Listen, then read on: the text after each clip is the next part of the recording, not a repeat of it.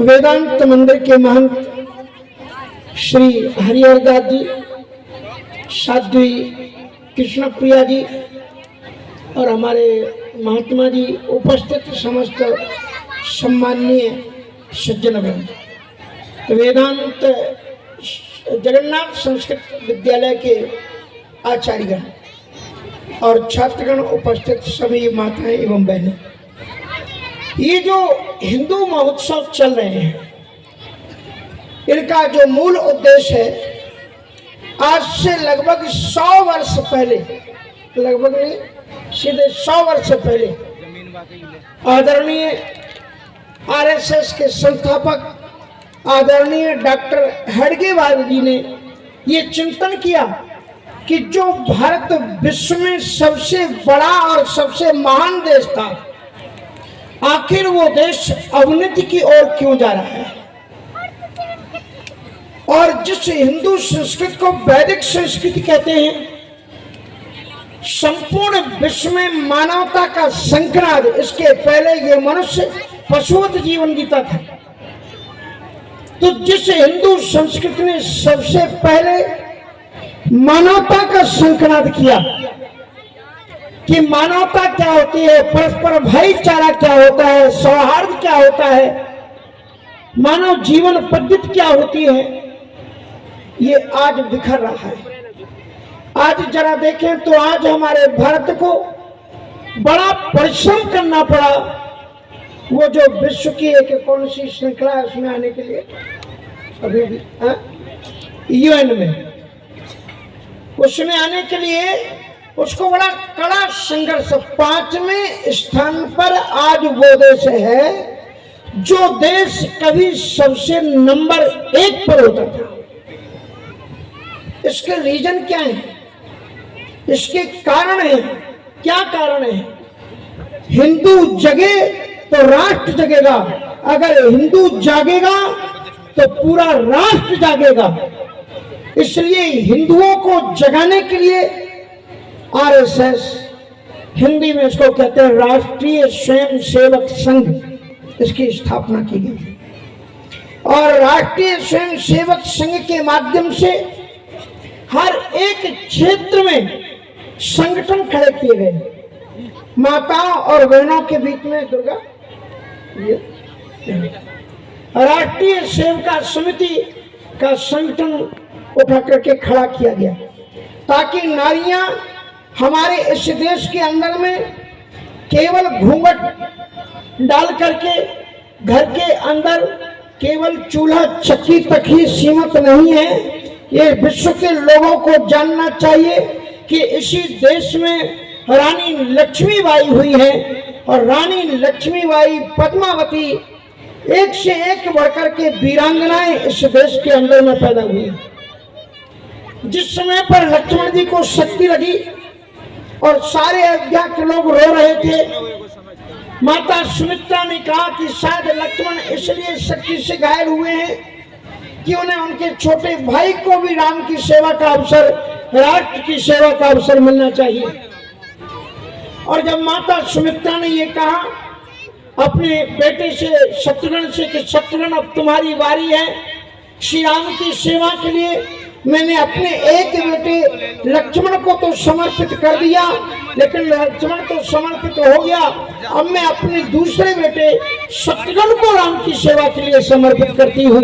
और सुमित्रा जी ने ये कहा कि एक बेटा तो क्या, यदि मेरी कोख से 4 भी बेटा पैदा हुए होते तो हमने राष्ट्र धर्म के प्रतीक श्री राम की सेवा में उनको समर्पित कर दिया होता। और उस समय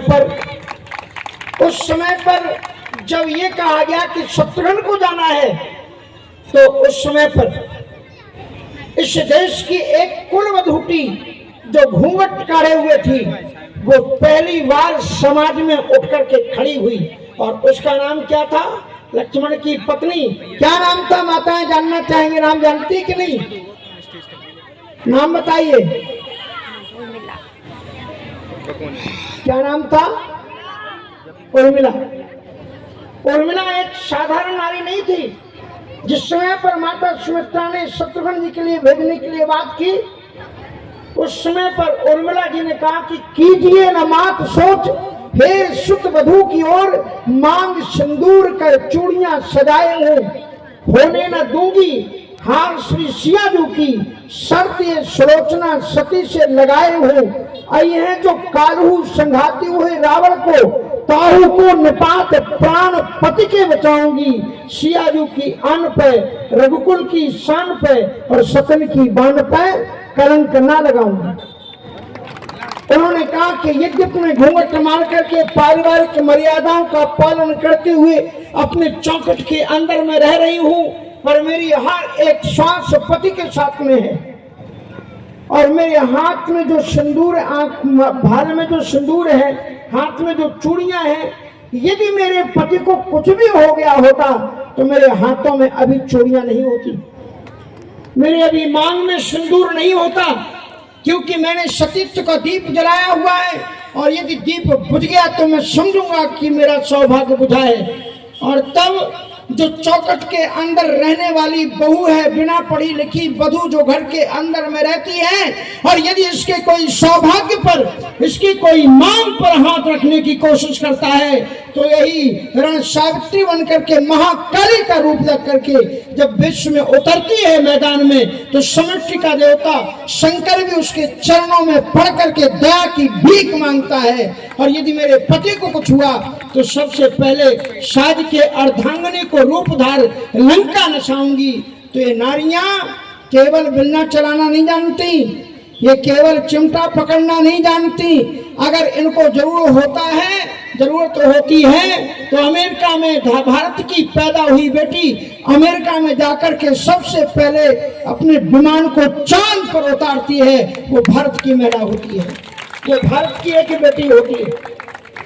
जब मैं न्यूयॉर्क में घूम रहा था, एक सड़क पर लिखा हुआ था कल्पना चावला, तो मैंने कहा लुकिंग लाइक इंडियन नेम, ये मुझे लगता है कि इंडियन नेम है। बोले महाराज जी आप नहीं जानते। मैंने सोचा मन I know but I want to listen your mouth, मैं तो जानता हूँ लेकिन आपके द्वारा सुनना चाहता हूँ, ये कौन है? बोले ये वो कल्पना चावला है जो भारत में पैदा हुई थी, माँ बाप के साथ में अमेरिका आ गई, और इसने सबसे पहले चांद पर विमान इसी नारी ने उतारा था, जो भारत की दूध पी हुई थी, जो भारत की कुलकन्या थी, जो भारत की सपूत थी।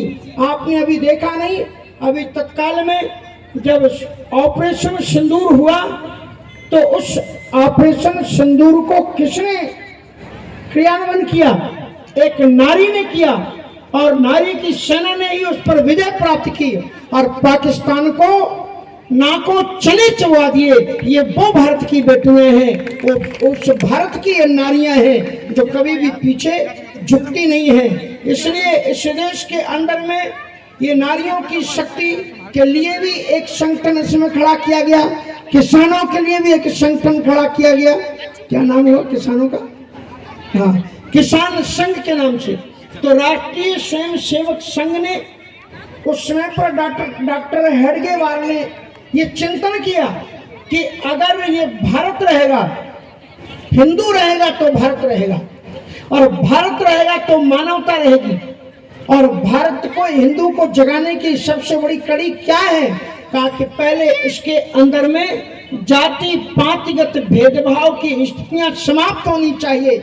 इसलिए गांव-गांव में, गली-गली में जाकर के शाखाओं का शुभारंभ किया गया। छोटे छोटे बच्चों को वो खेल खिलाए गए जिसके माध्यम से उनमें राष्ट्रीयता की भावना भरी गई, छुआछूत की भावना को मिटाने की उसमें प्रकल्पना की गई। इसलिए आज हमारे जीवन में आरएसएस का बड़ा महत्व है, और आज 100 वर्ष हो रहे हैं उसको। तो जोरदार ताली से हमारे इस संगठन के लिए अपनी श्रद्धा समर्पित कीजिए, और आप भी उन सिद्धांतों को वयम राष्ट्रम जागृयामा का सूत्र लेकर के आगे चलें। हमारे आज के इस पावन महोत्सव के अंदर में जो हमें अपने जीवन में एक सुधार लाने की आवश्यकता है, वो पंच परिवर्तन हमें अपने जीवन में लाने पड़ेंगे। एक एक को अगर आप ध्यान से सुन लेंगे और जीवन में क्रियान्वयन कर लेंगे, तो ना हमसे पहले कोई आगे था, ना अभी हमसे कोई आगे है, और ना हमसे कोई आगे कभी हो सकेगा, ये निश्चित सिद्धांत है। तो सबसे पहले आपको करना क्या है? अपने परिवार को सजाना है तो पहले आपको चिंतन करना है कि आपका परिवार में है कौन कौन। एक बहुत सुंदर बात है, श्रीमद् भागवत की बात है कि भगवान श्री कृष्ण जब अपने माता पिता को जेल से मुक्त करते हैं तो जेल से मुक्त करने के बाद में उन्होंने क्या किया, माता पिता को प्रणाम किया। और माता पिता को जब उन्होंने प्रणाम किया तो कैसे किया, आजकल के नौजवानों की तरह नहीं कि जिनकी कमर टूट गई है, झुका नहीं जाता और ये उल्टा हाथ उनके घुटने में मार देते, चाहे भले चोट लग जाए बेचारे बूढ़े माता पिता। नया सिस्टम मत अपनाओ। श्री राम श्री कृष्ण बलराम जी जब अपने माता पिता को प्रणाम करते हैं तो उनके घुटने को नहीं छूते और हाथ से माता पिता के पांव को नहीं छूते हैं। स्पष्ट लिखते हैं कि राम कृष्ण वंदातौ शीर्षास पृष्ठपादौ, अपने माता पिता के चरणों में श्री कृष्ण और बलराम जी ने अपना मस्तक रख दिया, हाथ से उनके पांव नहीं छुए। वो परब्रह्म परमात्मा ये बताता है कि मातृ देवो भव, पितृ देवो भव, आचार्य देवो भव। हमारी प्राचीन काल की गुरुकुल की जो संस्कृतियां चलती थी, गुरुकुल के बच्चे बैठे हुए हैं, इन्हें वेदों के मंत्र याद हैं, इन्हें रामायण की चौपाइयां याद हैं, इनको गीता के श्लोक याद हैं, इनको शास्त्रों की भाष्य उनको याद है। क्या मैं आपसे जान सकता हूं, कोई भी बालक बता सकता है कि 4 वेदों के नाम क्या हैं? आप में से किसी को मालूम है कि 4 वेदों के नाम क्या हैं? नहीं मालूम है। आप सोचिए कि आप जिस धर्म में पैदा हुए हो, आज किसी दूसरे धर्म वाले से पूछिए कि तुम्हारे ग्रंथ का नाम क्या है, सालमान के साथ में बता देगा कि हमारे धर्म का ग्रंथ का नाम ये है। तो कैसे होगा ये?